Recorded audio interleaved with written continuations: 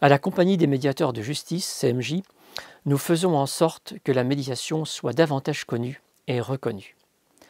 La médiation judiciaire est prévue dans le Code de procédure civile depuis 1995.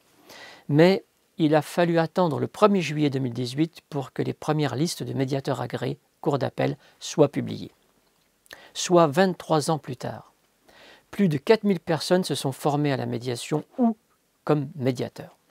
La plupart des médiateurs assurent cette fonction à titre accessoire de leur activité principale. Il y a aussi des personnes qui exercent cette activité au moment de la retraite. Mais encore très peu de médiateurs en font une activité principale, hormis en médiation familiale.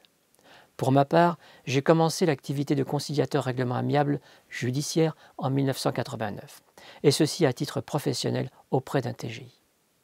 J'ai compris, dès les premières affaires, l'intérêt de trouver un accord amiable dans les situations conflictuelles, complexes et anciennes.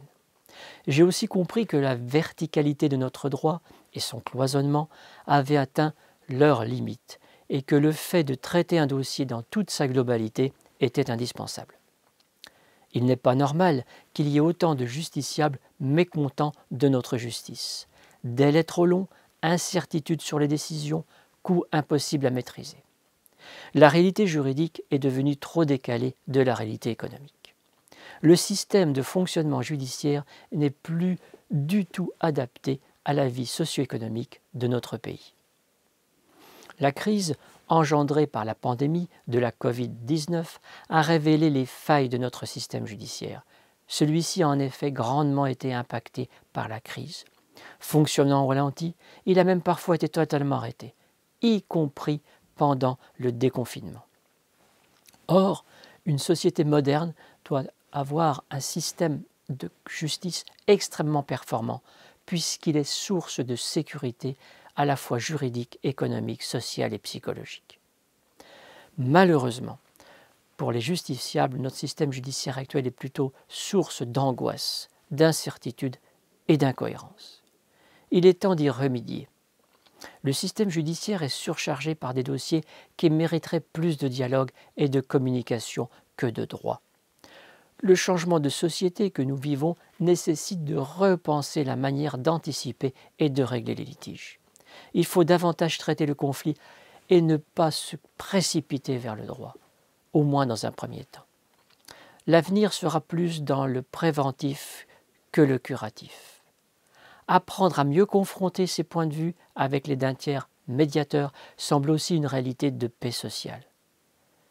Cette justice doit retrouver du temps et de la disponibilité pour les dossiers qui n'ont pas trouvé de solution totale ou partielle par un accord amiable.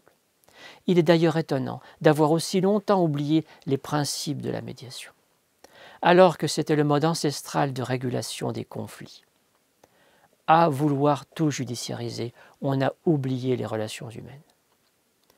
Une médiation de qualité est un processus qui met autour d'une table bien sûr les parties, mais aussi les conseils et toutes les personnes compétentes qui vont leur permettre de trouver des solutions. La médiation présente de nombreux avantages pour les justiciables, notamment le fait de réduire les coûts et de faire gagner du temps aux personnes enlisées dans de longs dossiers juridiques qui les dépassent. L'idée de médiation est portée par la chancellerie depuis au moins 40 ans. Elle fait progressivement mais lentement son chemin. En effet, depuis le 1er janvier 2020, il est désormais obligatoire de justifier d'une tentative de conciliation, de médiation ou de procédure participative, avant toute saisie de la justice pour des litiges dont l'enjeu est inférieur à 5 000 €.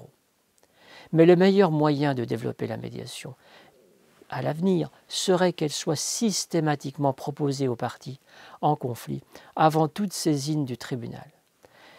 Et les avocats devront davantage contribuer à cette mise en œuvre. Nous entrons dans une période où la médiation va s'imposer comme étant une étape préalable, indispensable pour des raisons de réalité économique et sociale. La Compagnie des médiateurs de justice entend jouer un rôle important dans cette nouvelle phase. La vocation est en effet de représenter les médiateurs de justice auprès des différentes institutions judiciaires, mais aussi de permettre aux médiateurs amiables d'être représentés auprès des pouvoirs publics au plan national et local. Il ne faut pas s'y tromper, c'est la médiation amiable et conventionnelle qui doit se développer. La médiation judiciaire devrait être l'exception.